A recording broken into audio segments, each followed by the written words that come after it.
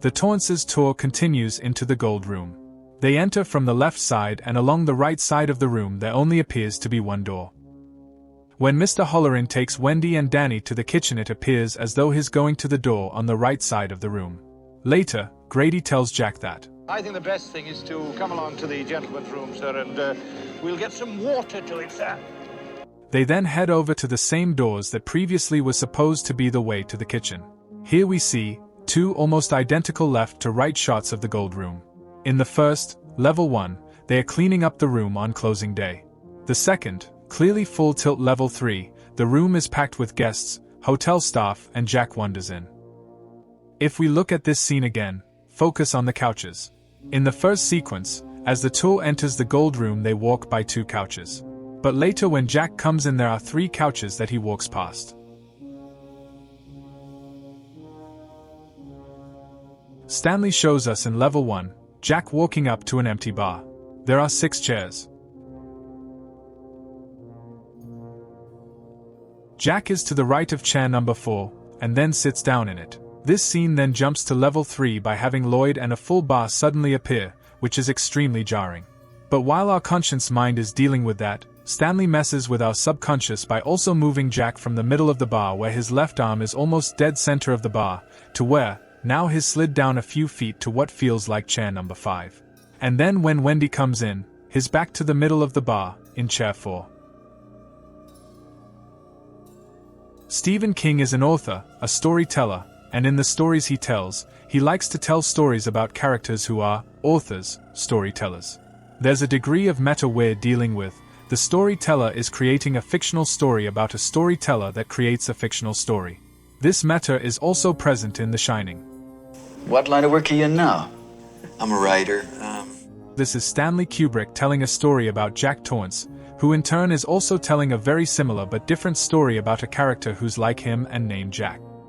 This can't be just one story about a family in a haunted house because the timelines are completely off, they don't come close to matching up.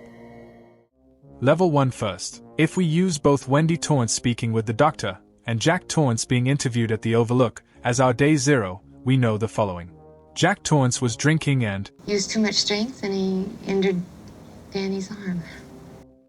Something good did come out of it all because he said, "Wendy, I'm never going to touch another drop. And if I do, you can leave me." And he didn't, and he hasn't had any alcohol in 5 months. There's no way for us to really pinpoint how long it's been between his interview, being hired, Sounds like you got the job? Right. and the hotel's closing day when the Torrances arrive at the Overlook, but if we were to guesstimate, let's say 1 or 2 months ballpark. The other thing we do know is it's been 1 month from closing day until Hi, Lloyd. and we actually start to see his cheese completely slide off his cracker. Here's where the timelines are a complete mismatch, they just don't work. So Jack's first conversation with Lloyd should be, give or take, maybe 8 months since he hurt Danny, but that's absolutely nowhere near the time frame he says. It was 3 goddamn years ago! So the level 1 story takes place in the late 70s, early 80s, and Jack Torrance is told.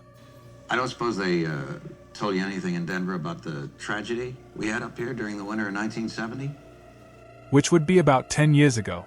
But in level 3, as things start to slip sideways, and Jack sees the Overlook staff and guests, from the music and the way everyone in the ballroom is dressed, they like 1920s flappers.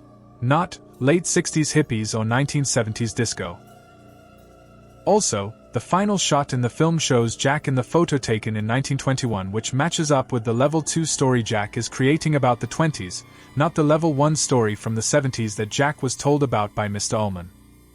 We know that the Grady that Mr. Ullman describes, Charles Grady is the winter caretaker. isn't the Grady that Jack meets. Delbert Grady. We also know from Mr. Ullman that Grady Came up here with his wife and 2 little girls, I think about 8 and 10. 2 young daughters, 2 years apart. But the little girls that Danny sees don't look 2 years apart. They look like identical twins because they actually were identical twins that Stanley cast. Even though the next part is morbid, it's important. He killed his family with an axe. The tragedy is described this way. Stacked them neatly in one of the rooms of the West Wing. Family killed with an axe? Yes. But the phrase, his family, would mean all three, his wife and twins, not just the twins. So 2/3 yes, 1/3 no. Stack them neatly? No, not stacked but randomly on the floor. In one of the rooms? No, in the hallway. So again, the vast majority of what we see in the film is level 2 and 3, which are variations from the original level 1 descriptions.